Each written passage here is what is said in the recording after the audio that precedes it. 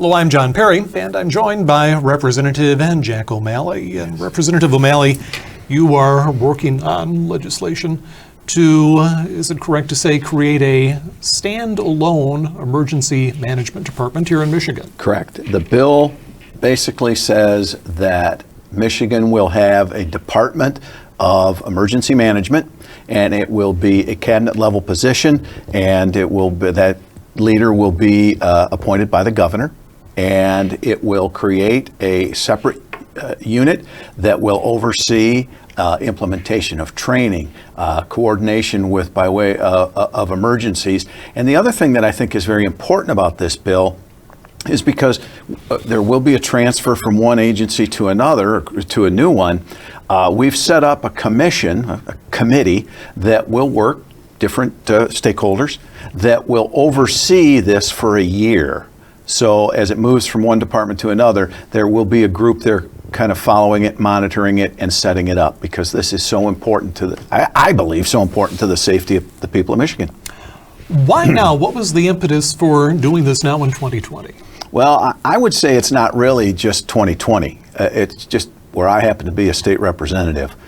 For many years, I was in the broadcast world, and I was at the periphery of emergency management. But I was maybe not a seat at the table, but I was in the next row back, and I watched, and I saw how things have evolved and things have changed. I once had a fire chief say, firefighters are no longer just throwing water on hot stuff. They've become first responders. They aren't just putting out a barn fire. They're saving lives. They're the ones who are called in when there's a building collapsed. They're first responders. They do more than fight fires. Well, our emergency managers have had that same thing happen. They've evolved. And I think that it's time for the state to do that. I believe 2020, between a polar vortex, high water, and now the COVID, that we need to say, look, how does the state handle this? How do we work? And it's not just the state, John. Emergency management is a little different than other things. Emergencies start at the local level, and every county by federal law has an emergency manager.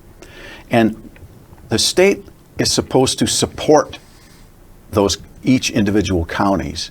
And then from there, it goes to the state and then eventually federal as it moves on. But we need to have a good chain that supports each and every one of those counties, coordinates who and what type of response that we have. I think that using the COVID as a chief thing here, I believe because our system hasn't been that strong, executive orders might not have been relayed in a timely manner to allow local implementation. That's one of the things we heard in our COVID committee. So it's not just about this year. It is about the history of the evolution of emergency management.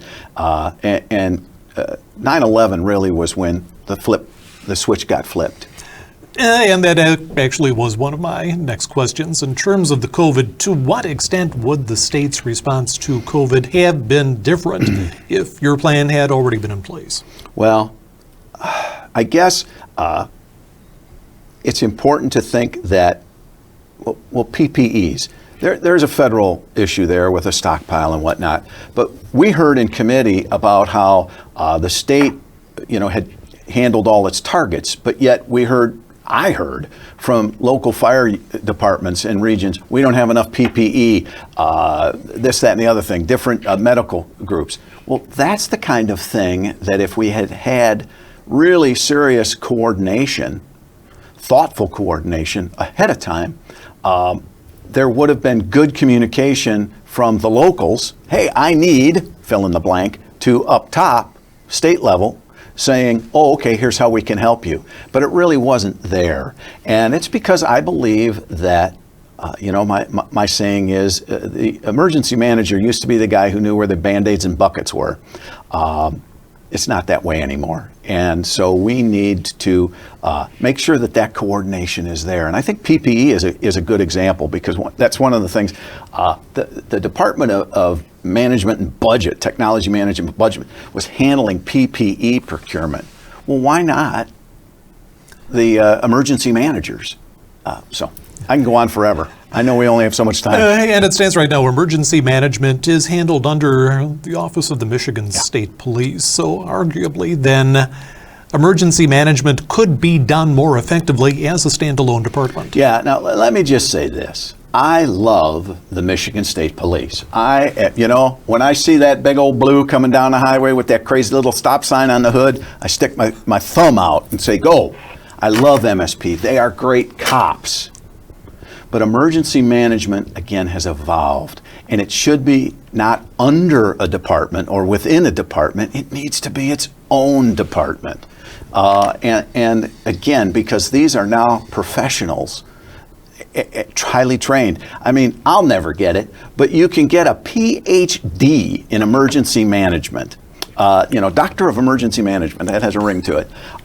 We need to have that professionalism from the state right on down, because I'm going to tell you, the federal government has that same training and that same goal, and 48 other states in the United States of America have gone to standalone emergency management departments in one form or another. Everybody does a little bit differently, but everybody has pulled them out of their state police agency. So I guess my question is, why are we still doing it?